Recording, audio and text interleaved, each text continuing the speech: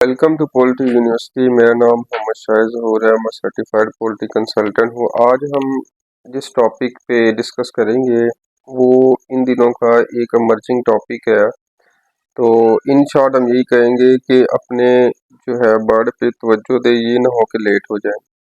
तो ये है मिनिमम वेंटिलेशन। जिस तरह के आपका मौसम चेंज हो जाता है गर्मियों से सर्दियों की तरफ, तो इन दौरान जो है सुपरवाइजर या जो आपके केयर टेकर है वो गफलत करते हैं कि वो जो है ना वो ट्रांजिशनल वेंटिलेशन या ट्रांजिशनल से मिनिमम वेंटिलेशन में जाने में ताख़ीर कर देते हैं, जिसकी वजह से क्या होता है कि बर्ड जो है किसी न किसी मसले का शिकार हो जाता है। आपको वो प्रोडक्शन या आपको प्रोडक्टिव परफॉर्मेंस जो है वो नहीं मिलती। तो मिनिमम वेंटिलेशन सिंपल यही है कि इसका फ़ायदा ये है कि आपके बर्ड की जो परफॉर्मेंस है वो बेहतर रहती है, बर्ड कंफर्ट बेहतर रहती है, उसकी जो है डिसीज के जो आने की क्षमता है वो कम रहती है। तो आपने जो है ना मिनिमम वेंटिलेशन जो है इसको कभी भी आपने अंदाज नहीं करना। एक तो मिनिमम वेंटिलेशन में ये होगा कि जब आपका बाहर का टेम्परेचर आपका जो है 20 डिग्री या 20 से कम हो जाता है, तो आपने जो है ऑटोमेटिकली आपकी टनल वेंटिलेशन ट्रांजिशनल वेंटिलेशन से आप मिनिमम वेंटिलेशन में शिफ्ट होंगे, तो आपके फैन कम होंगे। तो उसमें क्या होगा कि एक तो आपको इंश्योर करना है कि अमोनिया जो आपके शेड में बन रही है वो आप जो है वो प्रॉपर आपकी निकल रही है, आपका बर्ड की जो फ्रेश एयर है वो इंश्योर हो रही है, आपका टेम्परेचर कंट्रोल है, आपकी ह्यूमिडिटी कंट्रोल है। तो ये जब चीज़ें कंट्रोल होंगी तो बर्ड पे स्ट्रेस नहीं आएगा। अगर स्ट्रेस नहीं होगा तो बर्ड की आपकी प्रोडक्शन आपकी परफॉर्मेंस बेहतर होगी। अगर इन तीनों में अगर आपके बर्ड में अमोनिया होगी या फ्रेश एयर नहीं आ रही, ह्यूमिडिटी का मसला होगा, तो बर्ड पे स्ट्रेस आएगा और आपको मुख्तलिफ किस्म की कॉम्प्लिकेशन इसमें वायरल बैक्टीरियल और एनवायरमेंटल मसले जो हैं उनको फेस करना पड़ेगा।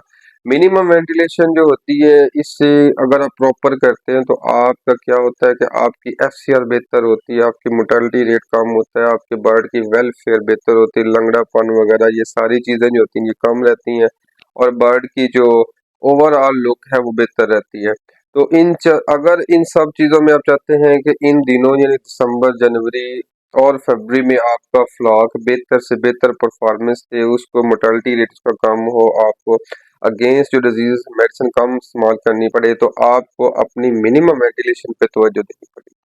अब मिनिमम वेंटिलेशन करने के लिए आपको जिन चीज़ों की ज़रूरत पड़ती है उन चीज़ों में बताओ। सबसे पहले आपने ये ज़हन में रखना है कि जब भी आपने मिनिमम वेंटिलेशन ऑपरेट करनी है या आपके बर्ड को ज़रूरत होगी, तो आपने जो बाहर का टेम्परेचर है उसके साथ लिंक करना है। अगर आपका बाहर का टेम्परेचर 20 से नीचे आ रहा है तो उसमें आप ऑटोमेटिकली मिनिमम वेंटिलेशन में चले जाएंगे। उससे ऊपर होगा 20 से 25 के दरमियान तो आप बकदर ट्रांजिशनल वेंटिलेशन में होंगे। उससे ऊपर अगर चले जाए 25 ऊपर तो आप ट्रांजिशनल टनल के दरमियान में रहेंगे।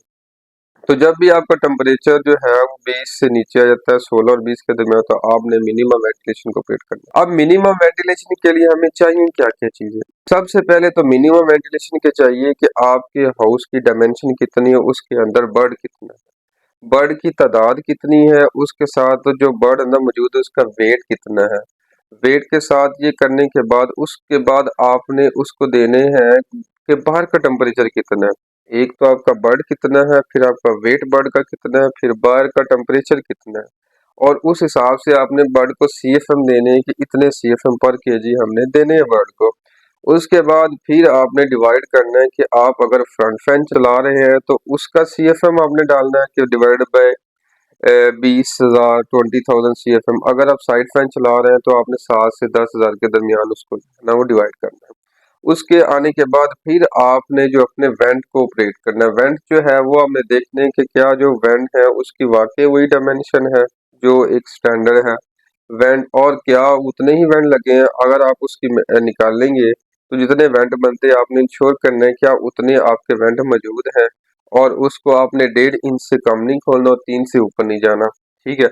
इस दौरान आपकी अगर रिक्वायर्ड सीएफएम पूरे हो रहे हैं, आपकी वेंटिलेशन ठीक है, नहीं तो आपको उसका जो अल्टरनेट है वो करना पड़ना है। तो ये जो चीज़ें हैं ये आपने मिनिमम वेंटिलेशन में ध्यान रखना है। बर्ड वेट, टोटल बर्ड, उसका जो बाहर का टेम्परेचर है शेड से बाहर का वो कितना है, फिर उसके रिक्वायर्ड सीएफएम डिवाइड बाय जो आपका फैन चला रहे हैं उसके सीएफएम। ठीक है।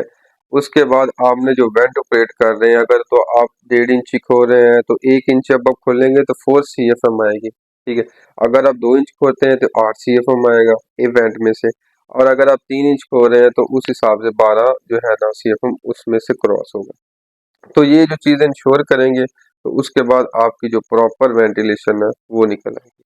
अब मिसाल के तौर पर मैं आपको एक जो है ना करके दिखाता हूँ कि आपका मिसाल के तौर पर बाहर का टेम्परेचर जो है वो 16 से 20 है, और आपका जो नया फ्लॉक है, तो अब मैं बात करता हूँ 30,000 आपका फ्लॉक होगा मल्टीप्लाई 0.04, ये आपका टोटल 1200 kg आ गया है। अब इसको मैं मल्टीप्लाई करूंगा 0.5 के साथ, 0.5 CFM, ठीक है। तो ये 600 बन गया डिवाइडेड बाय, अब मैं इसको अगर मैं फ्रंट फैन चलाता हूँ तो उस अगर फ्रंट फैन मैंने चलाना है तो 0.5 मैंने CFM देनी है। अगर मैं साइड फैन चलाता हूँ तो फिर आप 0.6, 0.8, 0.9 तक भी दे सकते हैं, उसमें हर्ज कोई नहीं है। डिपेंड करता है कि आपका जो ह्यूमिडिटी और टेम्परेचर है वो कहाँ पे बैलेंस हो रहा है। तो डिवाइड बाय आप इसको 20,000 करें जो CFM of the front fan है, तो ये 0.03 आ गया। अब इसको अब हम 5 मिनट का साइकिल बनाएंगे, मल्टीप्लाई बाय 300 करेंगे इसको, तो ये 9 सेकंड आपका फैन ऑन हो जाएगा, और आपका जो है 360 4.8 मिनट ऑफ होगा, और 10 सेकंड जो है ना ये आपका फैन ऑन होगा, और आप ये 5 मिनट का सर्कल रख लें। तो इस तरह ही अगर आप मैं बात करता हूँ एक कमर्शियल फ्लाक लेयर का, उसको भी मैं 30,000 फ्लाक है, आपका बाहर का टेम्परेचर 16 से 20 है, और आपने फ्रंट फैन ऑपरेट करना है, तो 30,000 फ्लाक है मल्टीप्लाई बाय 1.7 kg उसका वेट है, मल्टीप्लाई बाय 0.5 CFM पर kg, तो ये 25,500 आपका CFM आ गया। उसके बाद आपने जो है 30,000 मल्टीप्लाई बाय 1.7 kg, तो 51,000 kg मल्टीप्लाई बाय 0.5, तो ये आपका 25,500 डिवाइडेड बाय 20,000, तो ये आपका जो है ना तकरीबन 1.5 फैन यानी सवा फैन से 1.5 फैन आपका जो है ना ये आ गया। अब ये जो है ना हमें 1.2 आपने जो है ना ये फैन ऑन करना है। उसके अलावा अगर आप वेंट की बात करें तो 30,000 जो है ना इसको मल्टीप्लाई 1.6 करेंगे, मल्टीप्लाई पर 0.5 करेंगे, तो ये आपका 24,000 जो है ना मिसाल के तौर पर CFM आ गया।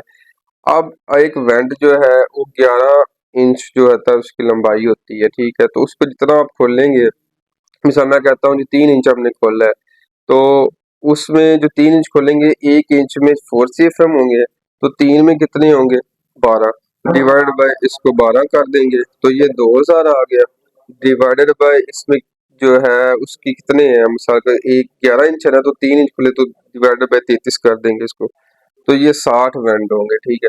मतलब कि 30,000 अगर आपकी लेयर है तो आपने उसमें 60 वेंट जो है ना 3 इंच इसको मिनिमम वेंटिलेशन में ऑपरेट करने हैं, और इसके मुतबादल आपका 1.5 फैन जो है ना ये ऑन होगा। इसमें क्या होगा, जब आपका टेम्परेचर 16 और 20 के दरमियान होगा तो ये आपकी वेंटिलेशन होगी। अगर 16 से इसमें ऊपर जाएगा तो फिर आपकी जो है ट्रांजिशनल वेंटिलेशन में चला जाएगा 25 तक, 25 से ऊपर जाता है तो फिर आप ट्रांजिशनल टर्न में जाएंगे। अगर 16 से नीचे आता है तो फिर भी जो है ना ये आपने 0.5 के दरमियान ही रखना है, इससे कम आपने CFM नहीं देने। और अगर आपका साइड फैन चल रहा हो तो उसमें आप जो है ना 0.9 CFM पर kg आपको उस बर्ड को देंगे। तो उम्मीद है आपको जो है ना मिनिमम वेंटिलेशन का कंसेप्ट समझ आ गया होगा कि मिनिमम वेंटिलेशन जो होती है इसका जो यही काम होता है कि सर्दियों में फ्रेश एयर शेड के अंदर लेके आना वेंट के थ्रू, ठीक है, और लेके निकल जाना। क्यों कि जब मिनिमम वेंटिलेशन रेट होगी आपका अमोनिया बाहर जाएगा, फ्रेश एयर आएगी, टेम्परेचर ह्यूमिडिटी कंट्रोल रहेगी, आपकी मोर्टेलिटी कम रहेगी, डिजीज कम आएगी, आपकी प्रोडक्शन बेहतर रहेगी, बर्ड का वेलफेयर बेहतर रहेगा, और आप इंजॉय करेंगे। और आप ये जो पीरियड होता है डिजीज वाला जिसमें बहुत ज्यादा मसले मसाइल आते हैं ये नहीं आएंगे।